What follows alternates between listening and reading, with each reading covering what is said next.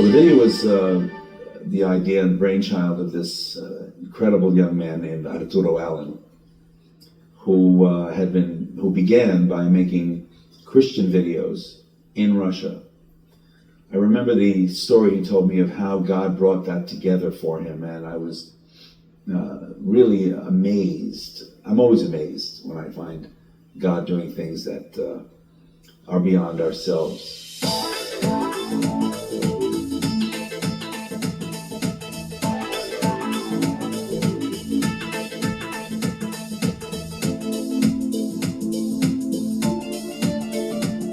В России есть такая поговорка «Голь на выдумке хитра». Были две проблемы. Первая – это снять древнее государство Израиль на северо-западе России. Задачка не из легких. Вторая – большое количество артистов и большое количество участников массовых сцен.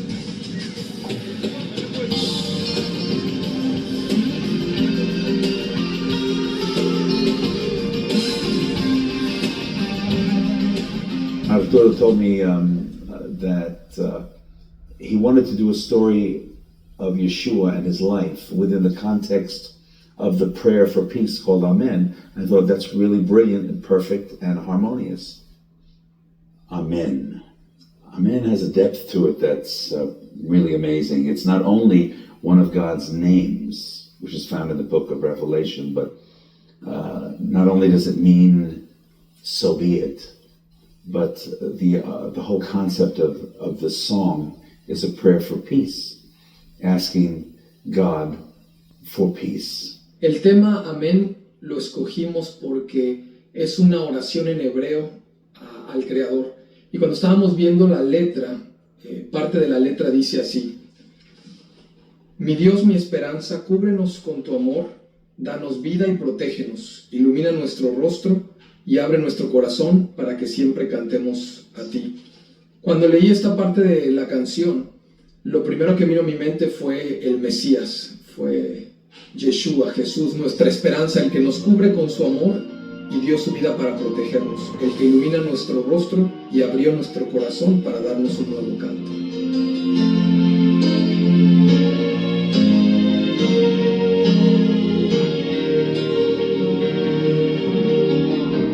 My passion is to remove anti-Semitism from the church. My focus in life, everything that moves me from one moment to the next, is a desire to see Israel and Yeshua become one entity, one dynamic experience in a person's life.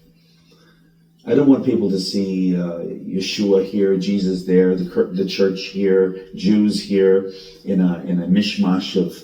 I want to see a symphony with God's love as the song, and that's what I'd like to see this video. Cuando empezamos a trabajar en el video, lo que queríamos hacer era mostrar un Jesús histórico, no la típica imagen que hemos visto durante tantos años de Jesús, donde él rubio, de ojos claros, vestido con un manto romano. Así que para lograr esto hicimos una investigación con diferentes rabinos y pastores para poder darle el énfasis correcto y la veracidad histórica, social y cultural que merecía.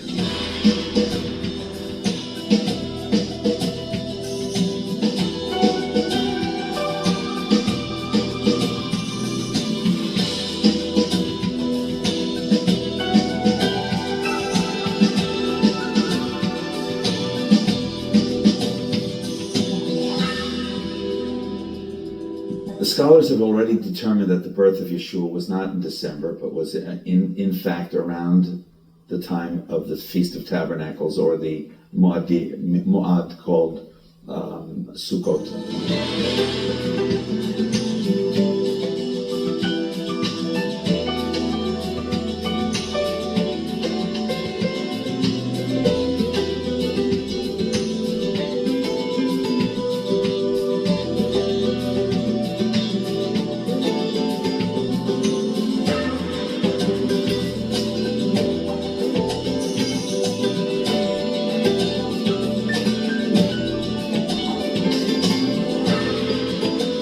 Jesús en aquel aquella época se vestía como un judío, que llevaba su cabeza cubierta. Esto es algo que normalmente en las películas y en las pinturas nunca hemos visto. Jesús como buen judío llevaba su cabeza cubierta, al igual que todos los demás varones de la época y todas las mujeres casadas. Jewish men covered their heads. They covered their heads for several reasons. One was to remind them that God is their covering. Another is that the priests wore the head coverings when they went into the temple. We are all priests in our homes and in our lives, and so the head covering. The head covering indicates the Jewish identity of the man called Yeshua.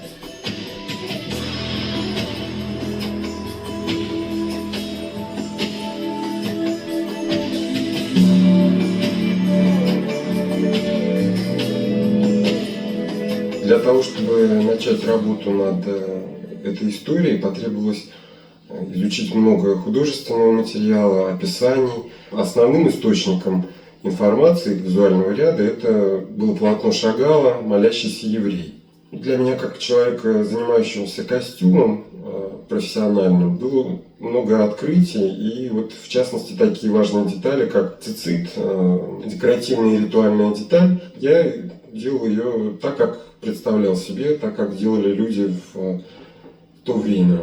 Свивались и распускались кусочки ткани, тесьма, и завязывались в узелки. Делалась обувь специально, делались сандалии. Костюмов такого рода в Петербурге, да я думаю, что и вообще в России достаточно мало, потому что такого рода сюжеты снимаются редко, поэтому взять готовыми их было нигде невозможно. Поэтому они делались все специально для этого видео. Эта работа была интересна тем, что она требовала большого количества грима. Не простого грима, а специального специфического грима, который бы отличал то время, эту эпоху от нашего времени, от нашей эпохи. В первую очередь, это изготовление бород, наклеек, шиньонов, париков. Изготовление этих бород было очень интересно по образу персонажей и по образу героев, потому что иудейские бороды сильно отличаются от русских, славянских, итальянских, греческих и, так сказать, других бород. И с такой работой мне приходилось сталкиваться нечасто. Очень помогло наличие огромной живописной коллекции в Эрмитаже в Санкт-Петербурге и мое путешествие в Израиль, потому что я представляла себе, как выглядит иудеи.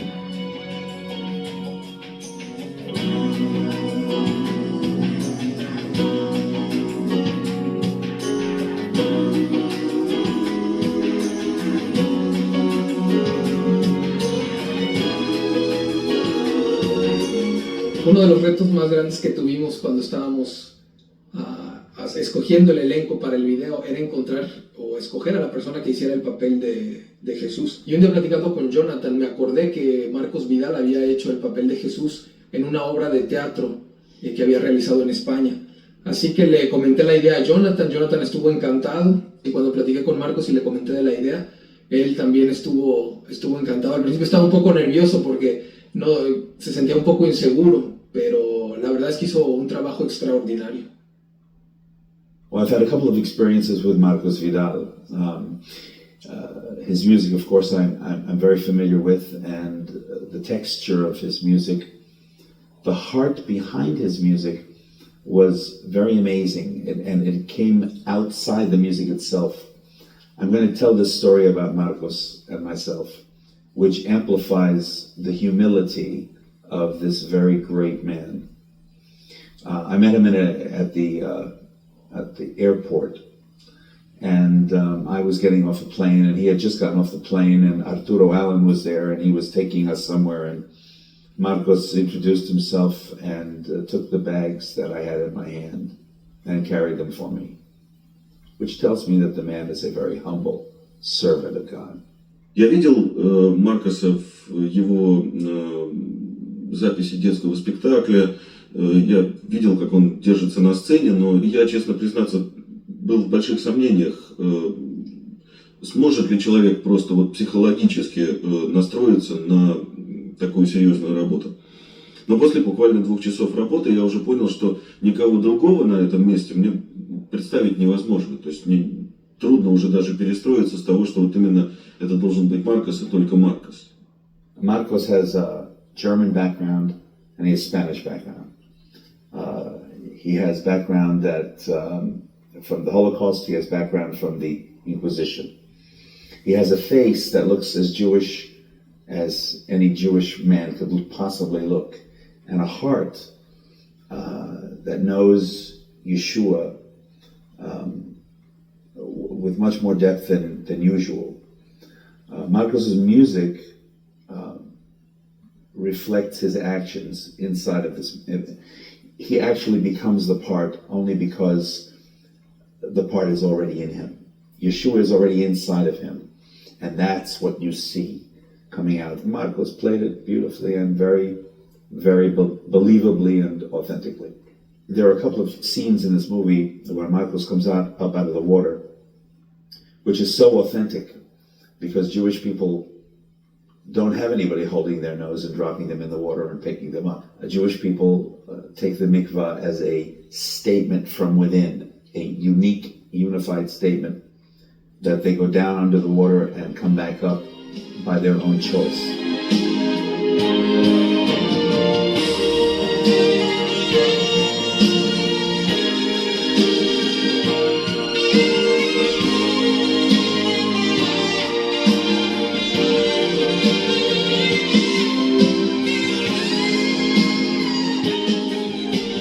История, которую мы снимали, происходила очень много лет назад.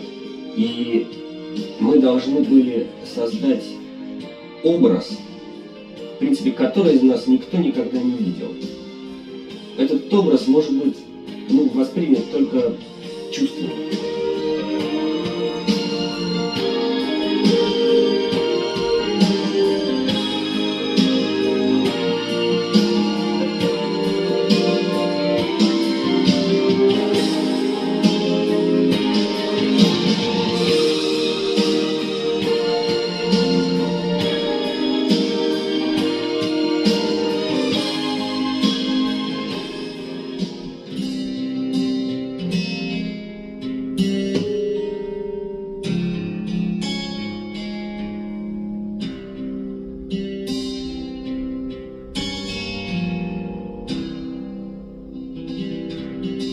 Recuerdo que una vez estábamos haciendo parte del script para lo que sería algunas de las escenas de la crucifixión y nos topamos con la parte donde se habla acerca de que los guardias romanos habían partido en cuatro las vestiduras de Jesús y se las habían repartido.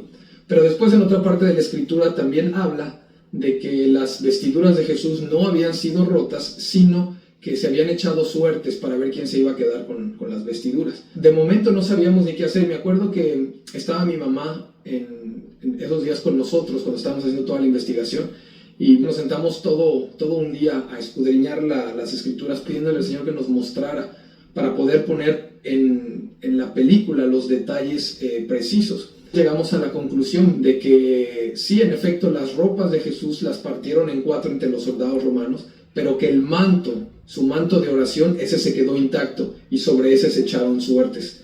Entonces estaban hablando de dos partes de la vestimenta de Jesús distintas. Y lógicamente esto pudimos ponerlo en el video y fue algo de mucha edificación y de mucho aprendizaje.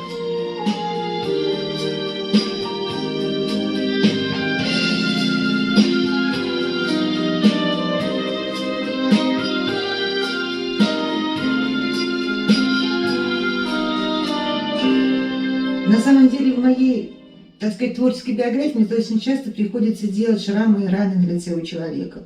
Когда я накладываю кровь или делаю шрам, или делаю рану на человеке, я хочу это сделать как можно аккуратнее, как можно осторожнее, потому что мне реально кажется, что ему в данный момент больно. И отсюда во мне возникает огромная любовь к тому человеку, которому я это делаю. И я стараюсь сделать все как можно лучше и как можно искуснее для того, чтобы не предоставить ему лишних неприятностей.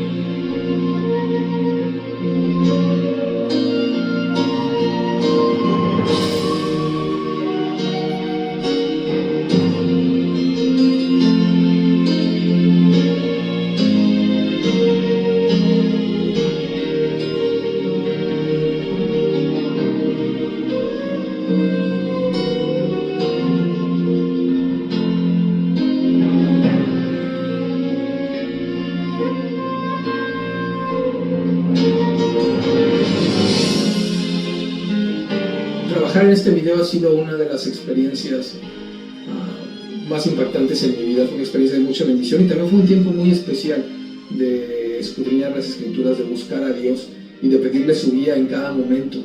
Y sobre todo esa es mi oración, que cuando la gente vea el video pueda ser impactada, pueda ser edificada y que se cumpla el propósito para el que fue hecho.